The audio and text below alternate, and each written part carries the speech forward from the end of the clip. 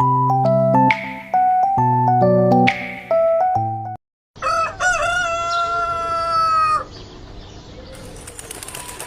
হলো মৃত্যুঞ্জয়, এক ব্যতিক্রমী ও নিঃসঙ্গ চরিত্র। বয়সে অনেক বড় হয়েও বছরের পর বছর থার্ড ক্লাসে পড়ে থাকা এই মানুষটির চলন বলন ধীর, আর পোশাক জীর্ণ। কিন্তু তার এই মলিন অবয়বের আড়ালে লুকিয়ে ছিল এক অসীম দয়ালু হৃদয়। পথের ক্ষুধার্ত শিশুকে সাহায্য করতে সে কখনো দ্বিধা করত না। মাতৃপিতৃহীন মৃত্যুঞ্জয়ের মাথা গোঁজার ঠাঁই ছিল একটি প্রকাণ্ড আম কাঁঠাল বাগানের মধ্যে অবস্থিত জরাজীর্ণ এক পোড়ো বাড়ি। সেখানে সে নিজেই উনুন ধরিয়ে নিজের আহার প্রস্তুত করত। তবে তার এই সরল জীবনযাপনকে কলুষিত করতে মরিয়া ছিল তারই আপন খুড়ো। মৃত্যুঞ্জয়ের সম্পত্তি দখলের লোভে খুড়ো গ্রামময় রটিয়ে বেড়াতেন যে মৃত্যুঞ্জয় নেশাগ্রস্ত ও উচ্ছন্নে গেছে। আশ্চর্যের বিষয় হল, সমাজের নিন্দা ও খুড়োর ষড়যন্ত্র সত্ত্বেও মৃত্যুঞ্জয়ের উদারতা গ্রামের মানুষের কাছে ছিল বড় অবলম্বন। স্কুলের পথে ছাত্রদের কচুরি জিলিপি খাওয়ানো কিংবা অভাবী ছাত্রদের পড়াশোনার অজুহাতে টাকা দেওয়া, এসবে সে ছিল মুক্তহস্ত। এমনকি অনেক অভিভাবকও গোপনে তাদের সন্তানদের পাঠাতেন মৃত্যুঞ্জয়ের পকেট খালি করতে। মূলত গ্রাম্য কুটিলতা আর শোষণের মাঝে মৃত্যুঞ্জয় ছিল এক নিঃস্বার্থ ও পরোপকারী সত্তা, যাকে সবাই কেবল প্রয়োজনেই ব্যবহার করত।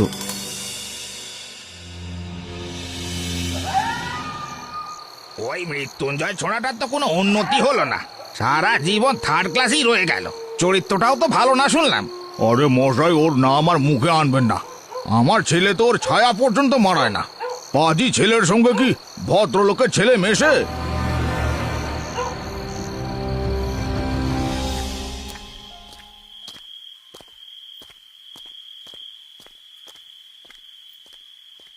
অনেকদিন হলো মৃত্যুঞ্জয়ের সাথে দেখা নেই।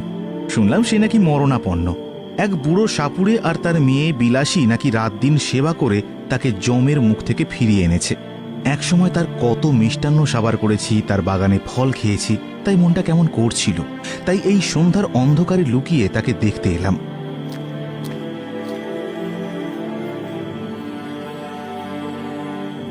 এই সেই বিলাসী, বয়স 18 কি 28 বোঝা দেয়।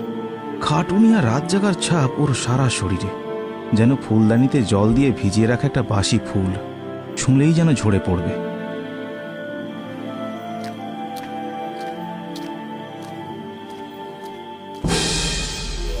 কে কে আপনি?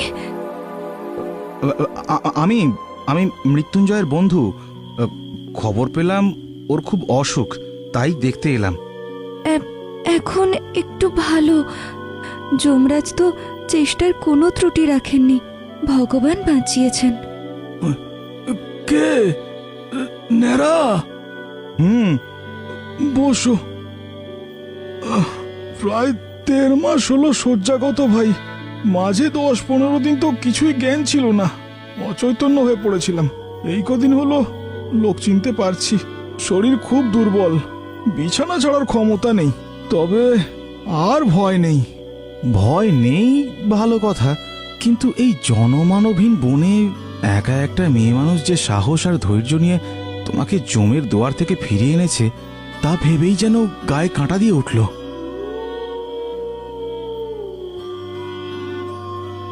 ক্ষণিক কথা বলার পর আমি বিদায় নিয়ে বেরিয়ে পড়লাম। সামনে ঘন জঙ্গল আর জমাট অন্ধকার। এতক্ষণ সে নিশ্চুপ ছিল, এবারে সে খুব মৃদু স্বরে কথা বলে। রাস্তা পর্যন্ত তোমায় রেখে আসবো কি? পৌঁছে দিতে হবে না, শুধু আলোটা দাও। একলা যেতে ভয় করবে না তো? একটু এগিয়ে দিয়ে আসবো? না, ভয় নেই। বন জঙ্গলের পথ, একটু দেখে দেখে পা ফেলে যেও, সাপ খোপ আছে। আমি থমকে দাঁড়াই, শরীরটা কাঁটা দিয়ে ওঠে। আমি বুঝতে পারলাম বিলাসী কেন বারবার এগিয়ে দিতে চাইছিল। আমি পেছনে ফিরে দেখি বিলাসী স্থির হয়ে দাঁড়িয়ে আছে। সেও যেন যেতে চাইছে, কিন্তু ঘরে মুমূর্ষ রোগীকে একা রেখে যেতে পারছে না।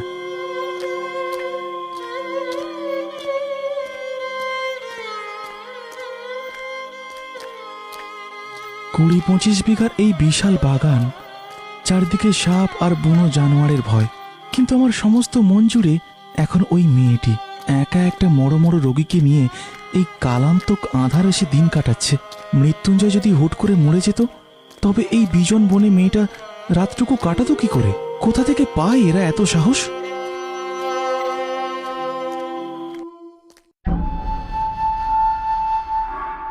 গেল গেল, গ্রামটা এবার রসাতলে গেল।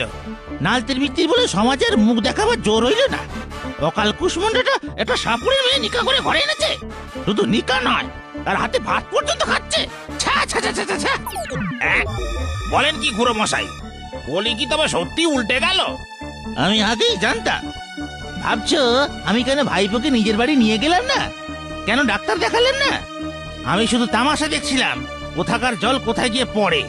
কিন্তু আর তো চুপ থাকা যায় না, মিত্তির বংশের নাম ডুবে যাচ্ছে একেবারে। তখন আমরা গ্রামের লোক মিলে যে কাজটা করলাম তা মনে করলে আজও লজ্জায় মরে যাই। খুড়ো চললেন বংশের অভিভাবক হয়ে, আর আমরা চললাম গ্রামের মান রক্ষা করতে।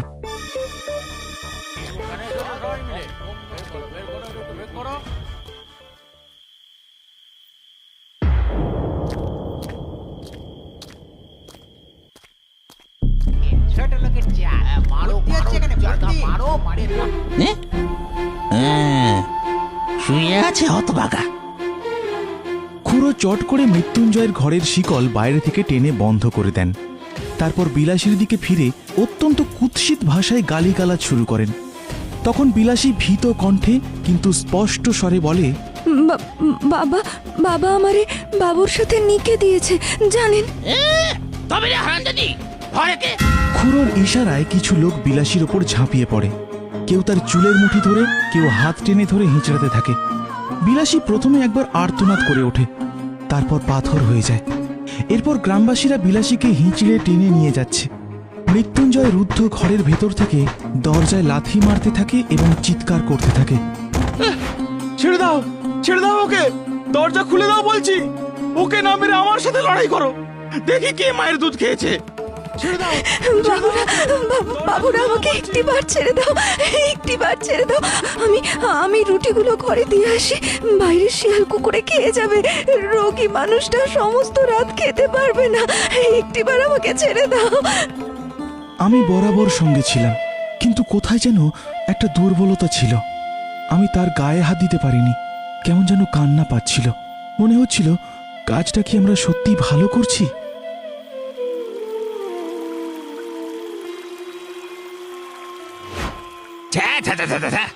কায়েতের ছেলের সঙ্গে সাপুরের মেয়ের নিকা, সে তো হাসির কথা। ভাত খাওয়া যে অন্য পাপ। ঠিক বলেছো হে, হোক না সে 2.5 মাসের রুগী, তাই বলে ভাত খাবে? হ্যাঁ, লুচি সন্দেশ পাঁঠার মাংস হলে কথা ছিল না, কিন্তু ভাত তো খাওয়ার অযোগ্য।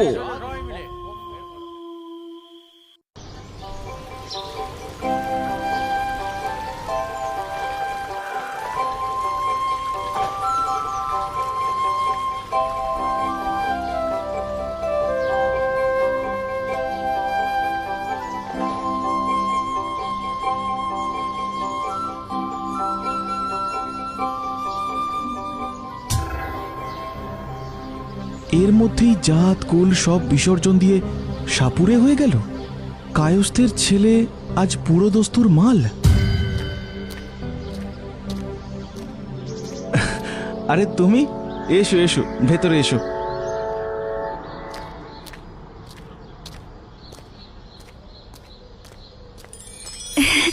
ঠাকুরপো যে তুমি এসেছো, তুমি না আগলালে সে রাত্রিরে ওরা ওকে মেরেই ফেলতো। আমাদের জন্য তুমি কতই না মার খেয়েছিলে সেদিন। ওসব পুরনো কথা থাক। তোমরা এখানে এলে কবে? সেই ঘটনার পরদিনই আমরা এখানে চলে আসি। এখানেই ঘর বেঁধেছি। এই দেখো, বেশ আছি আমরা।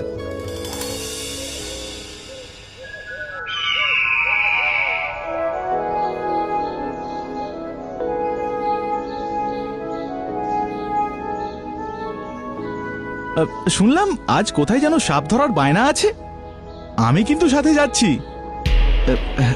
কাজটা শক্ত ন্যাড়া, ভয় আছে। আজ থাক, না হয় অন্যদিন যাবে। না, আমি মানছি না। তুমি বিখ্যাত ওস্তাদের শিষ্য, তোমার কাছে শিখলে আমার ভয় কিসের? আমাকে তোমার সাগরেদ করে নিতেই হবে। ঠিক আছে ঠিক আছে। ওরে কেউটে তুই মনসার বাহন, মনসা দেবী আমার মা, ঢোঁড়ার বিষ তুই নে, তোর বিষ ঢোঁড়ারে দে, কার আজ্ঞে? বিশ্বহরির আজ্ঞে। দেখেছিস না নাকি, ছেলেটা সাক্ষাৎ গুণী লোক। শুনলাম কামাখ্যা গিয়ে নাকি সিদ্ধি লাভ করে এসেছে। এতটুকু বয়স, অথচ সাপেদের জম।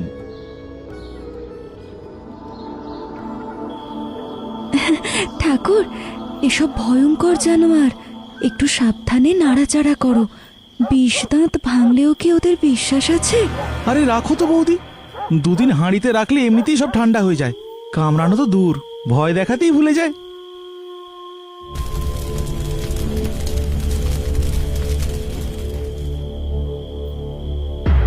না, এ কাজ করো না। এমন করে মানুষকে ঠকিয়ে শিকড় বিক্রি করো না, ওতে পাপ হয়। সবাই করে বিলাসী, এতে দোষের কি? এটা তো ব্যবসায়ী। সবাই করুক গে, আমাদের তো খাবারের অভাব নেই বলো, কেন মিছিমিছি লোক ঠকাতে যাবে? আর ঠাকুরকে কেন এসব নেশায় মাতাচ্ছ তুমি? এতে তো মজাই মজা বৌদি, ভয়ের কি আছে? আজ শনিবার, অমঙ্গল হতে পারে, যেও না তোমরা। আমি বুঝতে পারিনি এই উত্তেজনার আড়ালে মৃত্যু ওত পেতেছিল। এই পাপের দণ্ড আমাকে একদিন সত্যিই দিতে হয়েছিল। একটু সাবধানে, সাপ একটা নয়, এক জোড়া তো আছেই, হয়তো তার থেকেও বেশি হতে পারে। এরা যে বলছে একটাই ঢুকেছে, একটাই দেখতে পেয়েছে। দেখছো না, বাসা করেছিল। কাগজ তো ইঁদুরেও আনতে পারে। দুটোই তো হতে পারে, কিন্তু দুটো আছেই, আমি বলছি তোমাকে, শোনো। মৃত্যুঞ্জয় আবার খুঁড়তে শুরু করে। হঠাৎ একটি বিশালাকার খরিশ গোখরো বেরিয়ে আসে। মৃত্যুঞ্জয় ক্ষিপ্রতার সাথে সাপটিকে ধরে আমার হাতে দেয়। আমি সেটিকে ঝাঁপির ভেতর পুড়তে থাকি। ঠিক সেই মুহূর্তে হঠাৎ মৃত্যুঞ্জয়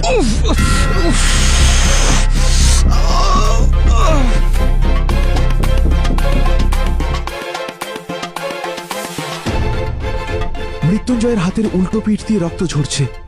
সবাই স্তম্ভিত। বিলাসী চিৎকার করে ছুটে এসে নিজের আঁচল ছিঁড়ে মৃত্যুঞ্জয়ের হাতে বেঁধে দেয়। ব্যাগ থেকে শিকড় বাকড় বের করে তাকে চিবোতে দেয়। ওগো ওগো, এটা চিবিয়ে ফেলো, শিগগিরই চিবিয়ে ফেলো এটা। আমি নিজের হাত থেকে মাদুলি খুলে মৃত্যুঞ্জয়ের হাতে বাঁধতে বাঁধতে বলি, আশা করি বিষ আর উপরে উঠবে না। আমি মন্ত্র পড়ছি। আমি সতেজে বিশ্বহরির আজ্ঞা মন্ত্র আওড়াতে শুরু করলাম। ওরে কেউটে তুই মনসার বাহন, মনসা দেবী আমার মা, ঢোঁড়ার বিষ তুই নে, তোর বিষ ঢোঁড়ারে দে, কার আজ্ঞে? বিশ্বহরির আজ্ঞে। গ্রামে তখন খবর ছড়িয়ে পড়ে।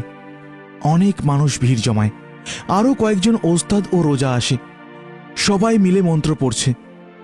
সময় বয়ে যায়। মৃত্যুঞ্জয়ের শরীর নীল হয়ে আসছে। ঠাকুর, জল জল।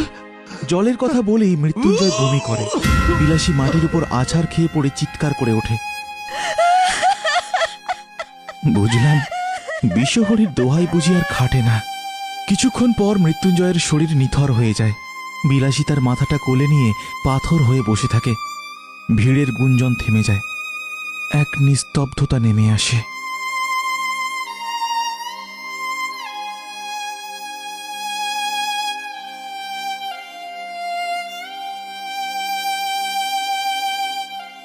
মৃত্যুঞ্জয়ের সেই মাদুলি কবচ তার সাথেই কবরে গিয়েছিল। সাপের বিষ যে বাঙালির বিষ নয়, সেদিন সেটা বুঝেছিলাম। কিন্তু বিলাসী, সে 7 দিনের বেশি সইতে পারল না। শুনলেন ঠাকুর, ঘরে বিষের অভাব ছিল না, বিলাসী আত্মহত্যা করেছে। শাস্ত্র মতে তো ও নরকেই যাবে। শাস্ত্র মতে ও নরকে গেছে কিনা জানি না, তবে আমার যখন যাওয়ার সময় আসবে, ওইরূপ কোনো একটা নরকে যাওয়ার প্রস্তাবে আমি পিছপা হব না, এটুকু বলতে পারি।